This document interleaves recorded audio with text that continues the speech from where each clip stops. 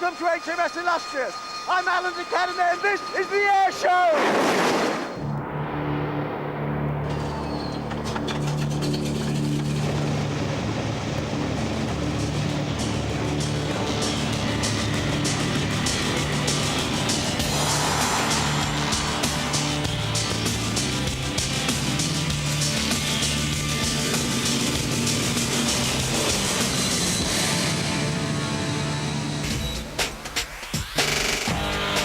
Coming up in tonight's show, I'm on board HMS Illustrious with the new Joint Force Harrier.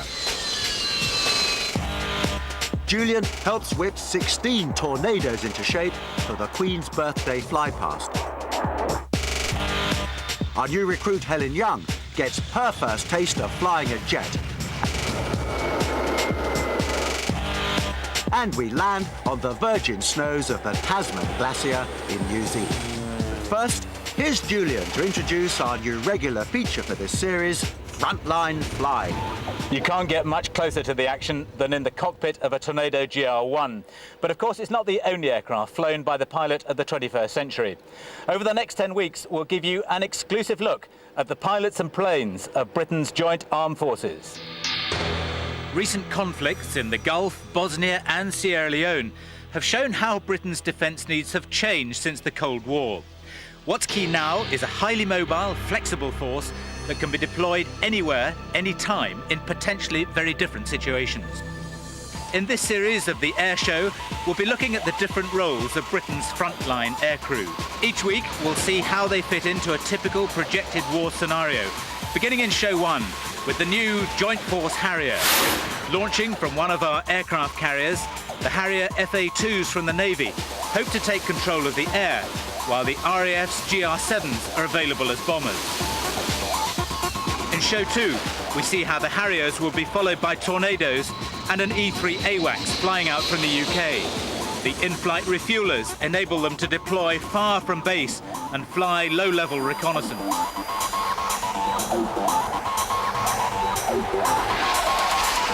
If the political situation in our scenario still escalates, in go the fighter Tornadoes directed by the AWACS. They hold back the enemy while bomber Tornadoes and Jaguars strike. Then, with the enemy softened up, Hercules transports mount a mass paratroop assault and use precision drops to keep our forces supplied. Over the next 10 weeks, we promise you unprecedented access and astonishing flying with the aircrew in the front line. For our first look at frontline flying, I've come aboard HMS Illustrious for another Airshow exclusive.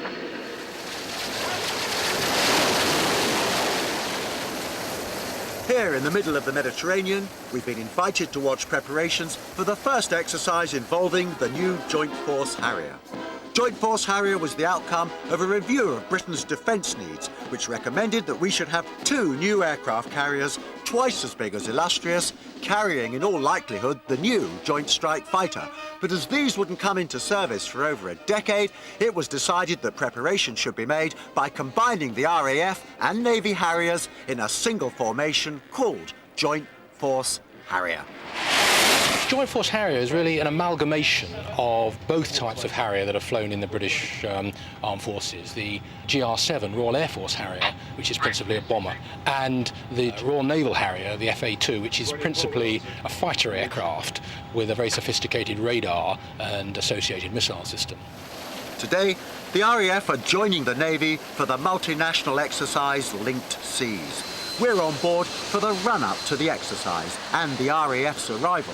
We asked the Navy what advice they give the RAF pilots who are facing the challenge of landing on a moving ship for the first time. So, Henry, I'm a well-trained RAF GR7 pilot and I'm about to bring my aircraft aboard Illustrious for the first time ever. And I know I've only got perhaps about 2 stabs at it before I run out of fuel. What advice would you give me? Don't look at the water when you're coming alongside the ship, and have faith in the training that you've been through prior to coming here. It's not difficult, it's different, but the training that you will have been through and the workup that you will have been through will be entirely adequate to bring the aircraft safely on board and finally enjoy it. Here they come then. This is a moment we've all been waiting for here on Illustrious. RAF number 3 Squadron's first carrier landing on their Harrier GR7. Well, of course, they're all professionals, all highly trained. It won't be a problem. Oh, look at that! For weight reasons, the Harrier must have a minimum amount of fuel when touching down. There's no room for error. The smoke being blasted out of the jet is caused when the pilot injects water into the engine to cool it down. He uses it to create more thrust, which gives the aircraft increased lift. Vital if he's to land safely.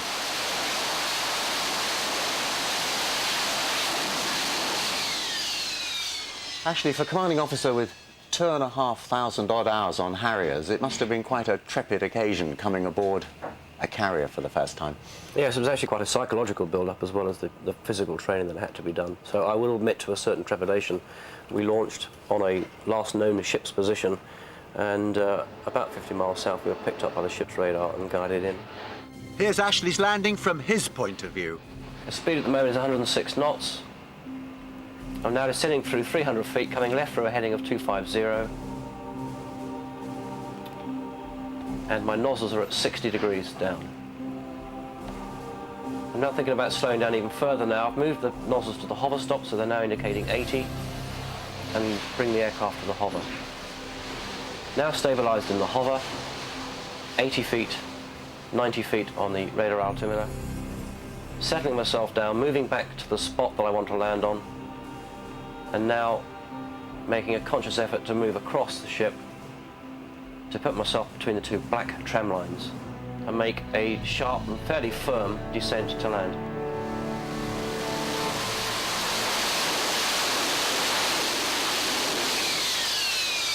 But how does the RAF feel about having to go to sea? It all depends what the task is at the end of the day, and if the most suitable platform for us to launch from happens to be a carrier, then we will launch from a carrier. If it's not, then we'll go to the nearest land base, or the best possible land base. It's an enjoyable experience though, isn't it, overall? Yes, as long as we don't spend the rest of our lives at sea, because after all we did join the Royal Air Force to fly with the Royal Air Force, but it's a tremendously exhilarating experience, and well worthwhile and a lot of fun. The RAF GR7s have all landed safely on board HMS Illustrious. But let's cut to the chase and see the Joint Force Harrier in action.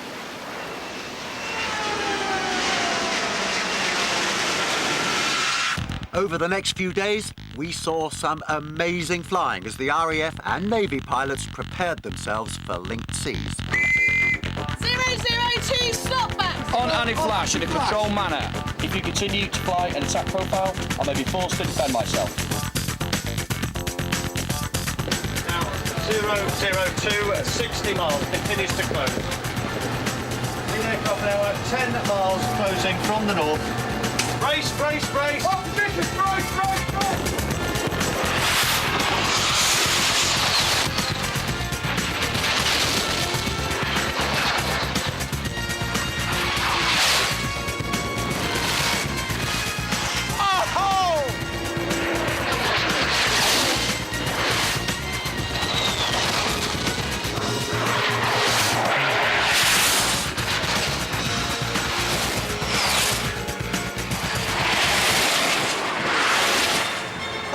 That's what I call flying. Just about every pilot I know would give anything to fly one of these babies. And we sent new Airshow recruit, BBC weather forecaster Helen Young, to try her hand with one of the Harrier's forefathers. Some people collect stamps. Some collect cars. But I know a man in Bournemouth who collects vampires.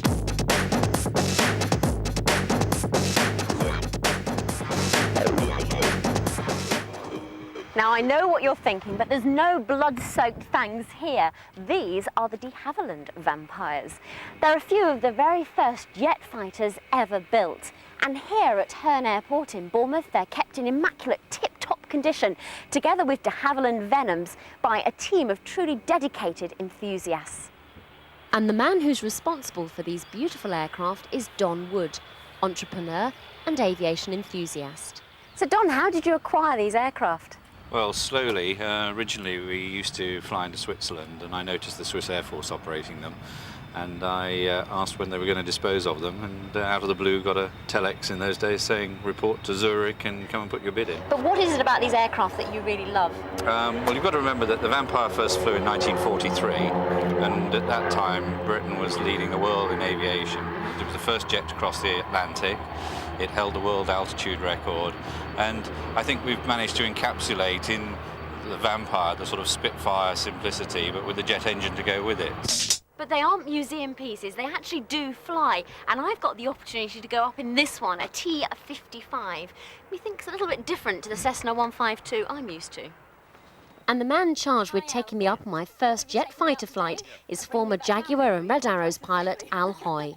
Now, I'm used to a propeller here on my little Cessna, and I'm also used to a docile piston engine. What am I going to find different about this aircraft? Well, obviously to say there is no propeller, so that the noise is less. You find there's less vibration. On the ground, it's quite noisy.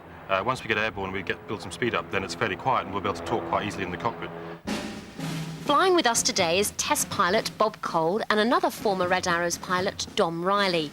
They've done this thousands of times before, but I haven't.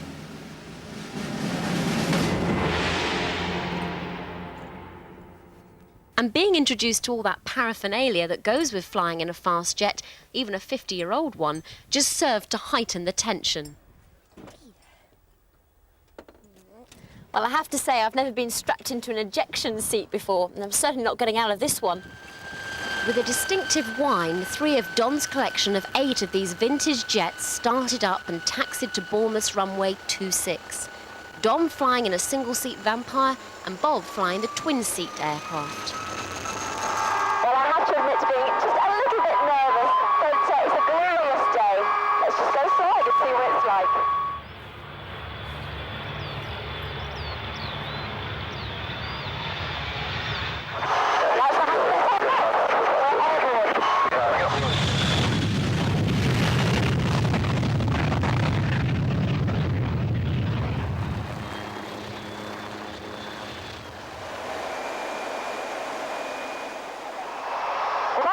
Impressive, with 3,300 pounds of thrust from the Rolls-Royce Goblin engine behind me. That was some stunning acceleration.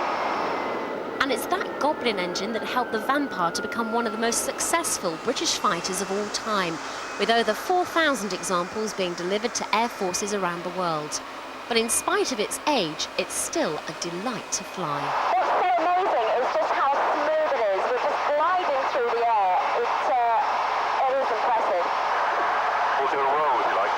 Okay, you ready? Yes.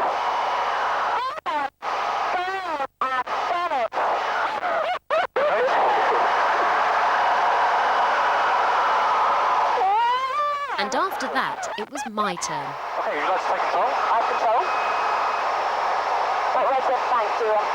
That's about right there, about 30 degrees is fine. 30 degrees? The Vampire proved to be easier to fly than I anticipated. The only difference between this and my Cessna 152 trainer was the speed and almost complete lack of vibration. It's really quite nice. It's nice to fly an old aeroplane like this, but the actual flying technique as far as flying a light aircraft like your Cessna was exactly the same, really. The only slightly strange thing about this is the engine has to be quite carefully looked after. It's a very basic jet engine with no fuel control unit, so you have to be careful how you move the throttle. But apart from that, it's pretty straightforward. I'm just going to head to the end of the Isle of Wight there. Okay.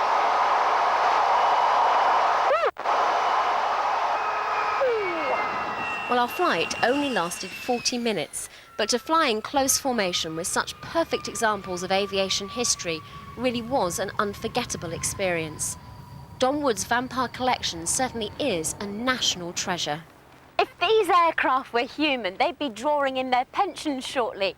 But I think it's something of a tribute to the way they were built and the way they've been maintained ever since that they're going to be flying for many years to come. Oh, and as for Don, he does collect cars too. At the first sign of ice, most airfields sound the klaxon.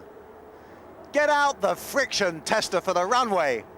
Prepare the urea spreader and even get out the snow plows.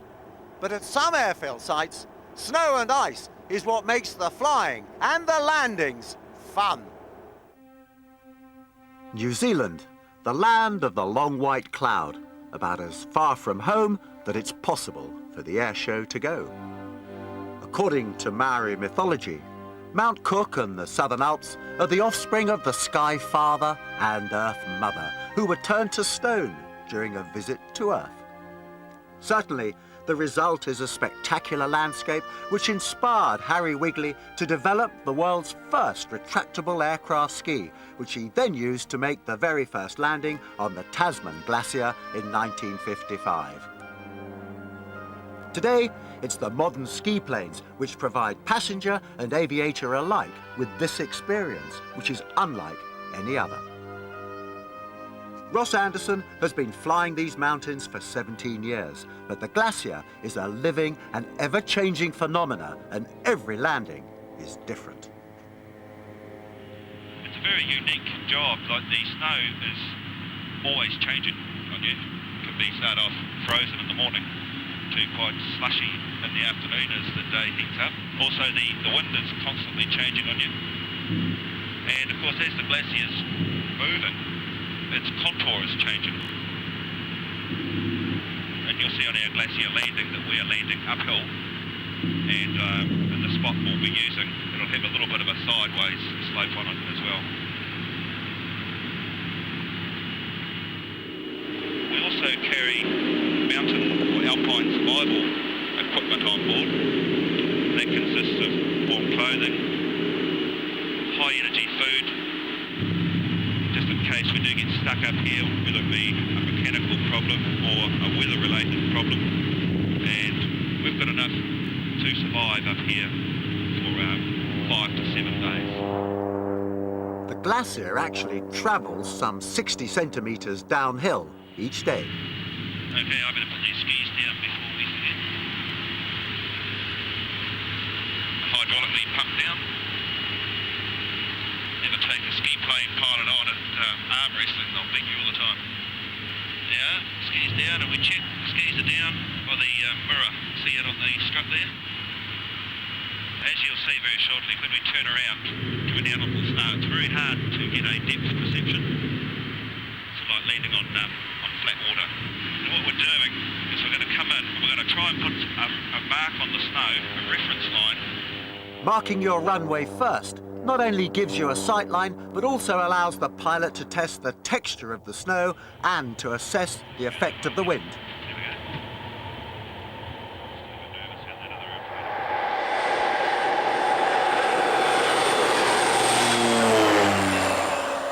This technique requires great finesse, but it's the circuit which really shows off the skill and judgment of the experienced mountain pilot. You turn these things on a dime. A rate one turn or all to get away from it. We'll just exaggerate a little bit. Yeah.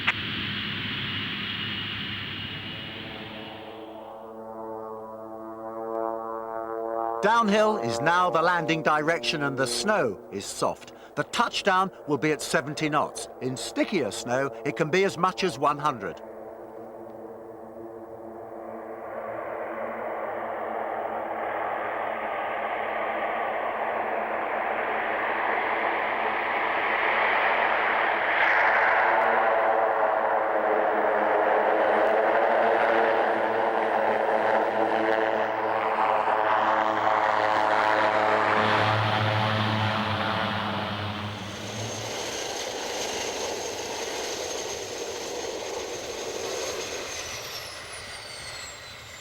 Okay, this is about the middle of the Tasman Glacier.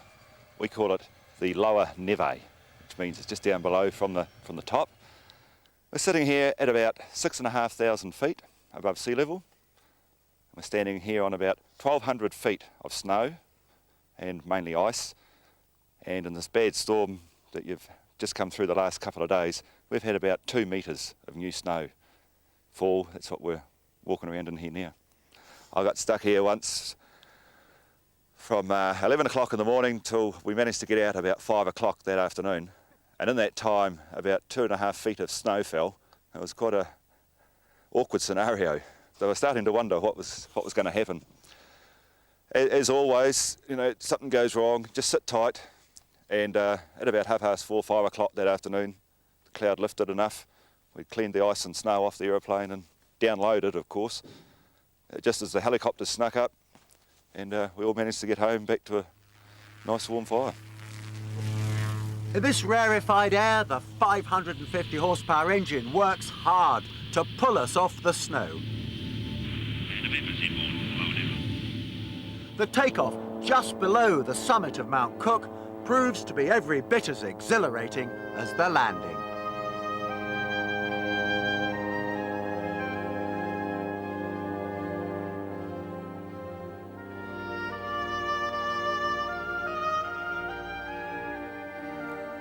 Now we have to descend into the valley and to the airfield below. But one more trick is left, the beta approach. We're 3,000 feet above the airfield now. Positive lights here, new lights on. We throttle back and dive at 3,000 feet per minute. London City Airport may be known for its steep angle of approach, and for sure the Hercules has a few tricks up its sleeve. But this is simply mind-bending.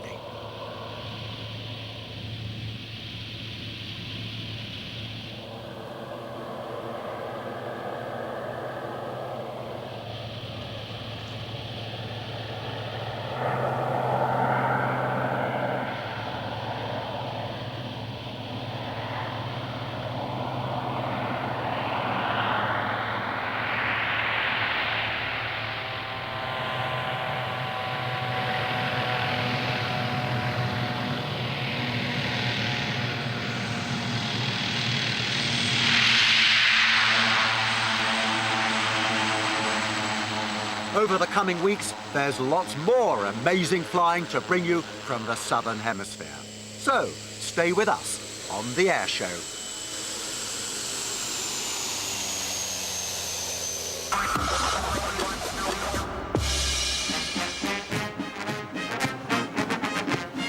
What, you may be wondering, does Trooping the Colour have to do with the Airshow? It is, of course, the way that the Household Division celebrates the Queen's official birthday. And the Royal Air Force has their own equally stylish way of doing it. This year, it's a flypast of 16 Tornadoes from RAF stations Coningsby and Marham up here in Norfolk, flying over Buckingham Palace in a diamond formation. Now, it's not something that the fighter and bomber pilots do on a regular basis, so we've come up here to see how they prepare for it. The formation builds like a jigsaw. The individual boxes of 4 join up first. Then they all come together, formating on the lead box. During rehearsals and prior to the final run-in on the actual day, 2 hawks, known as whips, fly around the formation, making sure everyone is in exactly the right place. I'm going to be flying today with Flight Lieutenant Paul Hepburn, Heppy to his friends, in one of the 2 Hawk whip aircraft. Now, the difficulty is when you've got four boxes, getting them in the right shape, that it's all symmetrical. That's correct. Obviously, if one guy moves slightly forward or slightly wider, then that affects the other 4 at the other side of the formation, so it can be slightly offset. Now, of course, when it comes to flying beautiful formations, nobody does it better in the RAF than the Red Arrows. Why aren't they doing it? I'm not sure why they're not doing it today, but it is very nice to have 16 Tornadoes airborne to provide a good fly past. So I'm all suited, booted, briefed and ready to go, and this should be really good fun. This was due to be the final rehearsal, although there was one spare day. And with the Marham Tornadoes airborne, Heppy and I followed in our Hawk. It is an absolutely beautiful day out here, and almost an ideal day for formation flying. Maybe a little bit of cloud will make it more tricky, but it's pretty good, isn't it, Paul? Yes, it's ideal. The main base we've got is 3,200 feet, a little bit hazy above that, but essentially very nice, good horizon. There's a little bit of wave activity, so the sea looks good, and we're just waiting for the formation to arrive. Staying level with the leader. The formation leader was Wing Commander Stephen Hillier, whose own squadron make up the leading box of 4, known as Black. The 3 other boxes then join the leader, initially in a loose diamond, before the whip tightens them in. We're just holding over the North Sea at the moment, waiting for the formation to join up. Remember, the black box in the front is number 2 squadron, GR1s and 4s. The white box at the back is number 13 squadron, also from Marham, of GR1s and GR4s. And then Red on the left, blue on the right, the two F3 boxes from number 56 Squadron at Coningsby.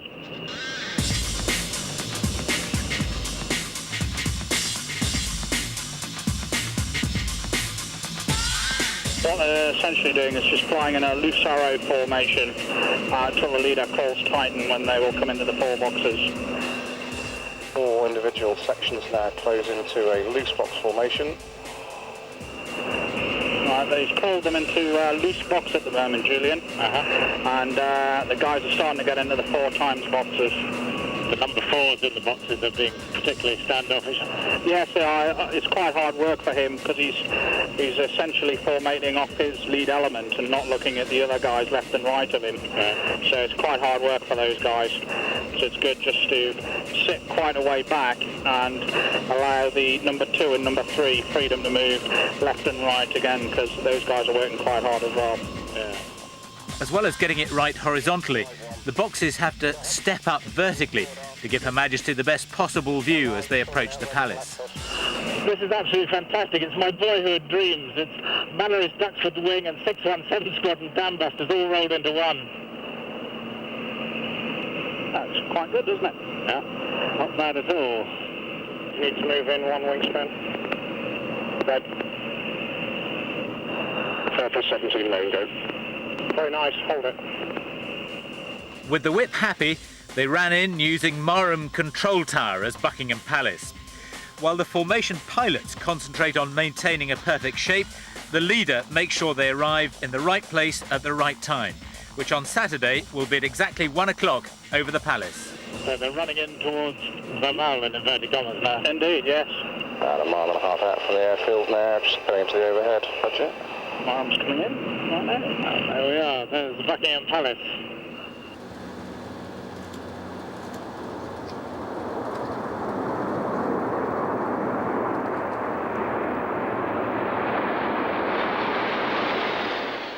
Air Commodore Ray Dixon is the air officer at No. 1 Group based at Headquarters Strike Command, who's responsible for deciding whether the flypast was OK or not and whether it can go ahead. Was it? Yes, it was all right. In fact, it was very good indeed. What would have happened if it hadn't been? We'd have had to do it again. We want to get it perfect on the day. And just as the army before them, the RAF's frontline fighters demonstrated their own ceremonial skills.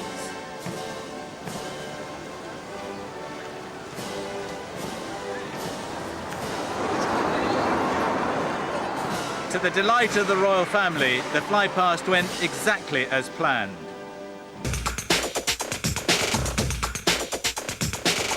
Amazing stuff, eh? But sadly, I've got to leave HMS Illustrious now, and indeed, that's all we've got time for this week. But do join us next week for more of the Airshow.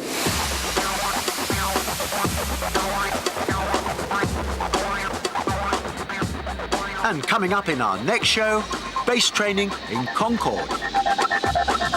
Julian flies a low-level recce. And we fly seaplanes over Sydney Harbour. Light the blue touch paper and stand back. Master Blasters is next.